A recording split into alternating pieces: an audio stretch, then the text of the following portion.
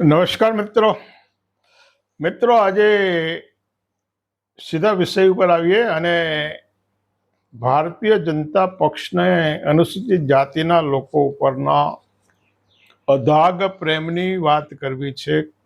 કારણ કે એક કરતાં અનેક એવા પગલાઓ છે, એવા અનેક ઉદાહરણો છે કે એમનો બનાવટી પ્રેમ અને અનુસૂચિત જાતિના લોકોના ધાર્મિક અંધશ્રદ્ધાઓ અને ધાર્મિક માન્યતાઓની અંદર જકડી રાખી અને એમના મતદાર તરીકે ઉપયોગ કઈ રીતે થઈ શકે એવી ભૂમિકા હંમેશા ચાલુ રહી છે. અને એના કારણે દલિતોનો કોઈ ફાયદો નથી થયો, પરંતુ અનુસૂચિત જાતિ પૈકીના કેટલાક લોકોના મત મેળવવામાં આ પક્ષ સફળ થાય છે. ભલે સફળ થાય, પરંતુ જે રીતે જે દાવા કરવામાં આવે છે, જે દુરુપયોગ કરવામાં આવે છે, આ બહુ ખરાબ વસ્તુ છે.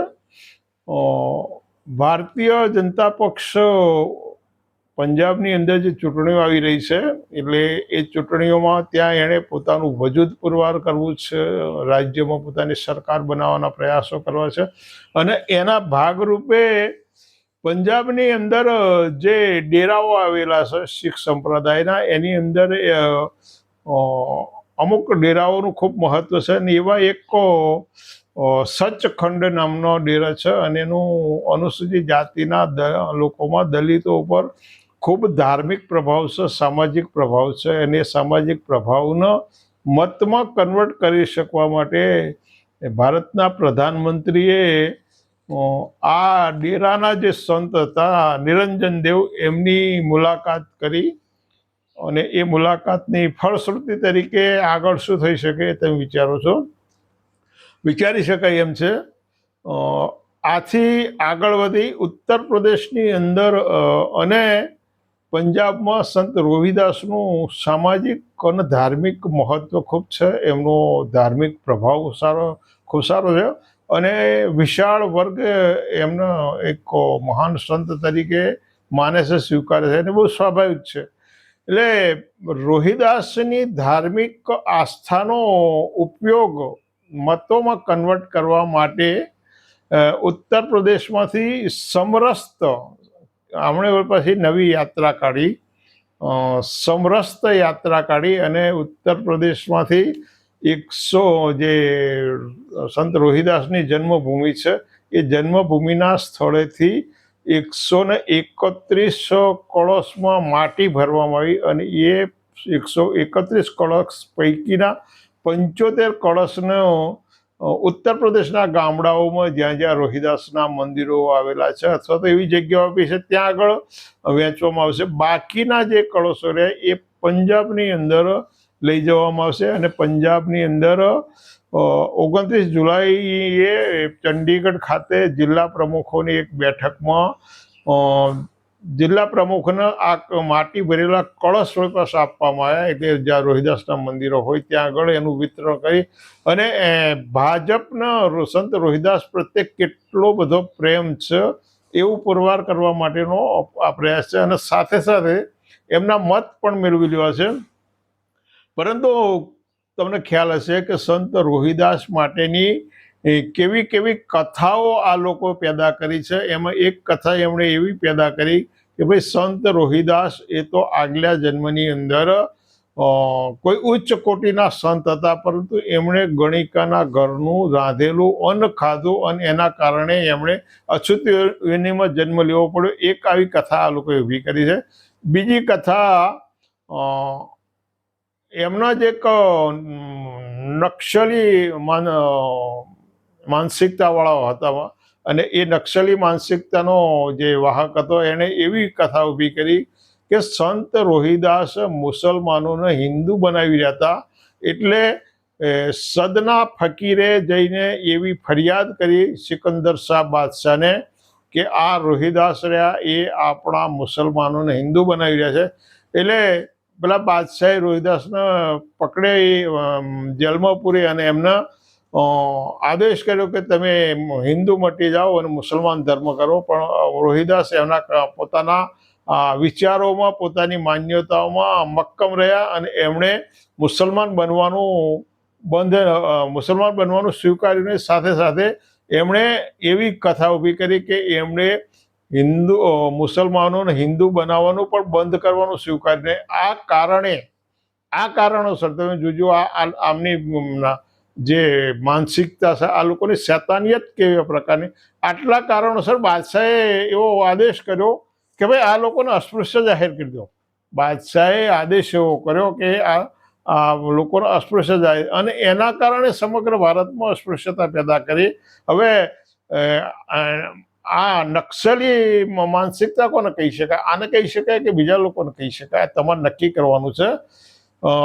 અને એના કારણે પેલા એક બાદશાહ ભારતના કોઈ પણ ખૂણામાં હોય, આટલો લાંબો પોળો 32 ચોરસ લાખ કિલોમીટરમાં ફેલાયેલો, સેંકડો ભાષાઓ, 100 કરતાં વધારે બોલીઓ અને અનેક પ્રદેશોની અંદર વહેંચાયેલા પ્રદેશમાં એક બાદશાહનો આદેશ જતો રહે અને સમગ્ર ભારતની અનુસૂચિત જાતિના લોકોની સાથે અસ્પૃશ્યતાનું આચરણ શરૂ થાય. એ પેલા બાદશાહના કહેવાય. એટલે જે હિન્દુઓએ અસ્પૃશ્યતાનું સર્જન કર્યું છે, એ સર્જનનું પાપ મુસલમાનો ઉપર નાખવા માટેની એમણે કથા પેદા કરી. એટલે એક બાજુ રોહિદાસની ધાર્મિકતાનો લાભ લેવો છે, એમના પ્રભાવને મતમાં કન્વર્ટ કરવા છે, અને બીજી બાજુ એમનો ધાર્મિક અને સામાજિક હાસ કઈ રીતે થઈ શકે, રોહિદાસનો ધાર્મિક અને સામાજિક હાસ કઈ રીતે થઈ શકે, એમના પ્રત્યે કેવી ધૃણા પેદા થઈ, એવી કથાઓ પણ આ બૌદ્ધિક શૈતાનો ઊભી કરી રહ્યા છે. જો એમના આટલો બધો અનુસૂચિત જાતિના લોકો ઉપર પ્રેમ હોય, એમના પ્રત્યેની લાગણી હોય, લગાવ હોય, તો હમણાં તાજેતરની આમ તો સેંકડો ઘટનાઓ, હજારો કિસ્સાઓમાં બની છે, સેંકડો વર્ષોથી બનતી આવી છે. કેટલીક કિસ્સાઓની વાત કરીએ. હમણાં ઉત્તરાખંડના હલ્દવાની ખાતે કોંગ્રેસના પ્રમુખ મલ્લિકાર્જુન ખડગે એક રેલી ને સંબોધ્યું, અને એના કારણે એ સ્થળ અશુદ્ધ બન્યું હોય, અપવિત્ર બન્યું હોવાના કારણો, બનાવટી કારણો, એમની માન્યતાના કારણે એમણે આ સ્થળનું શુદ્ધિકરણ કર્યું. હવે આ શુદ્ધિકરણ કરનારા મુસલમાનો હતા, ખ્રિસ્તીઓ હતા, શીખો હતા, કોંગ્રેસના લોકો હતા, આપના હતા, સમાજવાદી પાર્ટીના, બહુજન સમાજ પાર્ટીના, કોણ હતા? એટલે બહુ દીવા જેવી સ્પષ્ટ વસ્તુ છે કે આવું શુદ્ધિકરણ કરનારા કોણ હતા. એટલે આ પ્રકારના શારીરિક અને માનસિક અત્યાચારો કરીને, આ પ્રકારના, તમે ધ્યાનથી સાંભળો, આ પ્રકારના શારીરિક અને માનસિક અત્યાચારો કરી અન્ય પછાત વર્ગના જે નિર્દોષ લોકો છે, અબૂધ લોકો છે, ભોળા લોકો છે, અન્ય પછાત વર્ગના 1-2% લોકો સભાન થયા છે, એમનામાં સામાજિક સભાનતા કેળવાય છે. પરંતુ મોટા ભાગનો વર્ગ છે ને, હજુ પણ હિન્દુત્વના કટ્ટર ધૃણા અને નફરતના વાતાવરણની અંદર છે. એટલે એ લોકોને એક સંદેશ એવો પહોંચાડવામાં આવે છે. ભાજપ એમના મતના સંવર્ધન માટે કેવા પ્રયાસો કરે છે, આ ઓબીસીના વર્ગનો જે વિશાળ વર્ગ છે એના, કે અમે કેવા દલિતો લોકોની અવહેલના કરીએ છીએ, એમણે આ જગ્યા અપવિત્ર કરી તો અમે શુદ્ધિકરણ કર્યું. એટલે આ એમનો એક મતદાર વર્ગ, એમનો એક ચોક્કસ મતદાર વર્ગ મજબૂત થાય છે. આ એક કિસ્સા નથી, આવા સેંકડો કિસ્સાઓ છે, પણ આપણે બધા કિસ્સાઓની વાત નથી કરી શકવાના.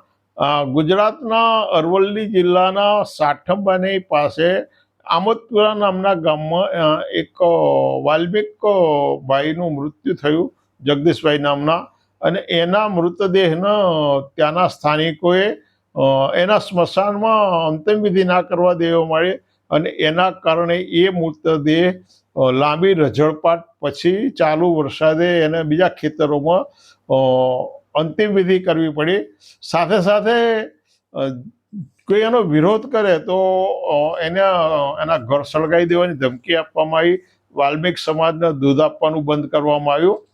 આ ગુજરાતની ઘટના છે, પણ ગુજરાતથી અનેક કિલોમીટર દૂર આ જ પ્રકારની ઘટના વળી પાછી કર્ણાટકનું યાદગીરી જિલ્લાના સોરાપુરા ગામનું એક સોરાપુરા પોલીસ સ્ટેશનના નજીકનું શાહપુરા ગામે છે, ત્યાં આગળ એક દલિતના મૃતદેહનો દફનાવવાનો દીધો અને એના કારણે બિન દલિત એવા 17ની સામે FIR. હવે બંને પ્રદેશોનો તમે અંતર જુઓ, 2000 કિલોમીટર ગુજરાત અને કર્ણાટકની વચ્ચે આટલું અંતર છે, અને છતાંય અનુસૂચિત જાતિના લોકો પ્રત્યે એકી સાથે કેવા પ્રકારનો વ્યવહાર થાય છે.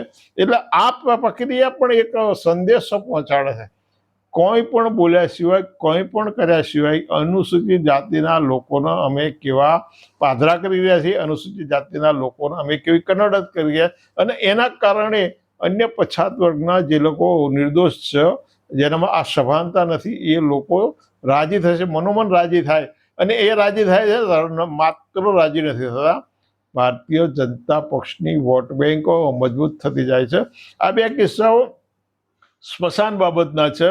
અનુસૂચિત જાતિના વિદ્યાર્થીઓને સમગ્ર ભારતની અંદર જે કનડગત કરવામાં આવે છે, આવા કિસ્સાઓ એક ગુજરાતના સુરત જિલ્લાની નવી સુરત પ્રોપરની નવી હોસ્પિટલમાં હર્ષ પંડ્યા નામના એક અનુસૂચિત જાતિના યુવાને જે MBBS પછી માઇક્રોબાયોલોજીનો માસ્ટર કોર્સ કરી હતો, એને આત્મહત્યા કરવા માટે મજબૂર કરવામાં આવ્યો રેગિંગ કરીને. અને એના કારણે એકનો એક દીકરો હતો, એને એના મા બાપે ગુમાવવો પડ્યો. ખૂબ ગર્ભશ્રીમંત હોવા છતાંય એ આ લોકોના રેગિંગ અને એમના અપશબ્દોના કારણે ટકી ના શક્યો, અને એના કારણે એટ્રોસિટી એક્ટ અને બીજા ગુનાઓસર, બીજા કાનૂનોસર જે લોકો જવાબદાર છે એની સામે ફરિયાદ દાખલ થઈ, જે થયું તે.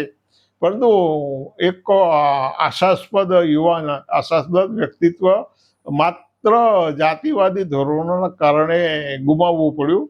આવો જ બનાવ કેરળ રાજ્ય, એ પણ ગુજરાતથી હજારો કિલોમીટર છે, ત્યાં આગળ એક દલિત વિદ્યાર્થીએ આત્મહત્યા કરવા મજબૂર થવું પડ્યું.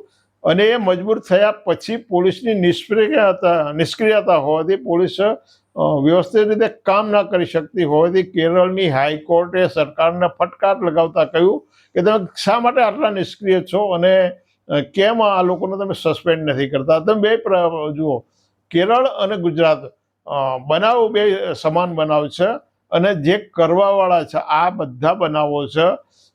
ઉત્તરાખંડનો હલ્દવાનીનો બનાવ છે, સુરતની હોસ્પિટલનો બનાવ છે, કેરળનો બનાવ છે, અને બીજા બનાવો છે સ્મશાનના છે. એની અંદર જે આરોપીઓ છે એ કોઈ મુસલમાન નથી, કોઈ ખ્રિસ્તી નથી, શીખ નથી, માત્ર અને માત્ર હિન્દુઓ છે. અને આ હિન્દુઓ છે, અને આના કારણે ભારતીય જનતા પક્ષે કંઈ કરવાનું નહીં. જો એમને લાગણી હોય તો પેલા મત મેળવવા માટે ઉત્તર પ્રદેશના વારાણસીમાંથી સમરસ્ત યાત્રા કાઢીને પંજાબ સુધી લઈ જવામાં, 131 કળશોની યાત્રામાંથી 75 કળશો સ્થાનિકમાં રાખીને બીજા ત્યાં પંજાબમાં લઈ જવામાં આવે છે. આટલો બધો પ્રેમ હોય તો આ ઘટનાઓની અંદર કેમ ભાજપનો પ્રેમ નથી? શા માટે આવી એક પણ ઘટનાની અંદર ભારતીય જનતા પક્ષ અથવા તો એની જે સમર્થિત સંસ્થાઓ છે એમણે કેમ અનુસૂચિત જાતિના લોકોને, એમાં બે વસ્તુ થઈ શકે, અનુસૂચિત જાતિના લોકોનો સહયોગ થઈ શકે, એટલે એને કાનૂની સહયોગ થઈ શકે, સામાજિક સહયોગ થઈ શકે, ન્યાય મેળવવા માટે એના આર્થિક મદદ થઈ, અથવા એમ ના થઈ શકે તો બીજો પ્રશ્ન, બીજી રીતે એ થઈ શકે, એમના સંવેદના પાઠવી શકાય. બે રીતે અનુસૂચિત જાતિના લોકોનો સંપર્ક કરી શકાય. એક રીત છે એમને સંવેદના પાઠવી શકાય, દિલોસોજી પાઠવી શકાય, અથવા અનુસૂચિત જાતિના જે પીડિતો છે, જે લોકો ભોગ બન્યા છે, એને આર્થિક મદદ કરી શકાય, અથવા આર્થિક મદદ જરૂર ના હોય તો એને કાનૂની અને સામાજિક બે રીતે મદદ છે. સામાજિક રીતે એને હૂંફ પૂરી પાડી શકાય, ભાઈ જે લોકોએ કર્યું છે એ લોકો ગુનેગાર છે, અમે તમારી સાથે છીએ અને તમારી સાથે રહીશું. તો આવા ગુનાઓ બનવાનું પ્રમાણ દિવસે દિવસે ઘટતું જાય. પણ સામાજિક હૂંફ પૂરી પાડવામાં નથી આવતી, કાનૂની સહયોગ નથી પૂરો પાડવો. પરંતુ ગુજરાતના અથવા તો અન્ય પ્રદેશના કોઈ પણ બિન અનુસૂચિત જાતિના નાગરિક સાથે મુસ્લિમો અથવા અન્ય બીજી લઘુમતી દ્વારા કોઈ કનડગત અથવા તો કંઈક બીજો એવો બનાવ બને તો જે કટ્ટરતાવાદી સંગઠનો છે એ લોકો રેલીઓ કાઢે છે, એ લોકો આવેદનપત્રો આપે છે, ત્યારે એ લોકો હિન્દુ છે. જ્યારે પંજાબ અને ઉત્તર પ્રદેશની અંદર કળશ યાત્રા કાઢવાની હોય ત્યારે દલિતો હિન્દુ બની જાય. આ બેવડા ધોરણો છે અને આ બેવડા ધોરણના કારણે એક એવો મત પ્રસારિત કરો, કોઈ પણ બોલ્યા સિવાય, કોઈ પણ લખ્યા સિવાય સંદેશો પ્રસારિત કરવામાં આવે છે કે અમે આ અનુસૂચિત જાતિના લોકોની ઉપર જે અનાચાર થાય, અત્યાચાર થાય એના અમે મૂક અને મૌન સાક્ષી છે. અમારે કંઈ કરવાનું નથી. તમે જે કરતા હોય, અત્યાચારી લોકો તમે જે કરતા હોય તમે કર્યા કરો. અમે અનુસૂચિત જાતિના લોકો સાથે નથી. એને એવું વાસ્તવિક ઘટનાઓ ઉપરથી પુરવાર થાય છે. શાની ઉપરથી? વાસ્તવિક ઘટનાઓ ઉપરથી પુરવાર થાય છે. એટલે આ ભાજપની મત બેંકનું સંવર્ધન બે રીતે થઈ રહ્યું છે. ભાજપની મત બેંકનું સંવર્ધન બે બાજુ થઈ રહ્યું છે. એક બાજુ દલિતોના વોટ મેળવવા માટે આવી ધાર્મિક યાત્રાઓ કાઢવામાં આવે છે. ઉત્તર પ્રદેશનો મુખ્યમંત્રી યોગી તે આદિનાથને વળી પાછા એક દલિતોના મિત્ર હોવાના પત્રિકાઓ બહાર પાડવામાં આવે છે. દલિત પત્રિકાના નામે દલિતોના નવા નેતા તરીકે નવાજવામાં આવે છે.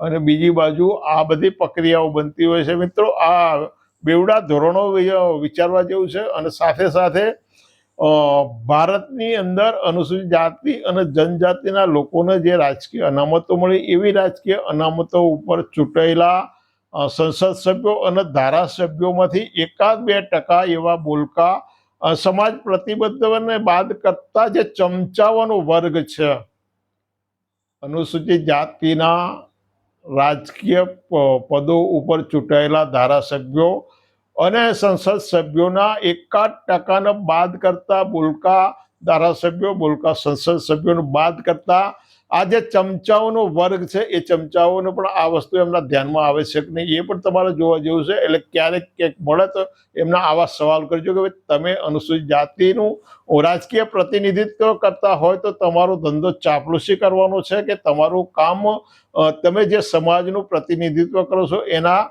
સંપૂર્ણ વ્યાજબી, કાનૂની અને નૈતિક રીતે સાચા પ્રશ્નોની રજૂઆત સરકાર અને સમાજ સમક્ષ કરવાની તમારી ફરજ છે.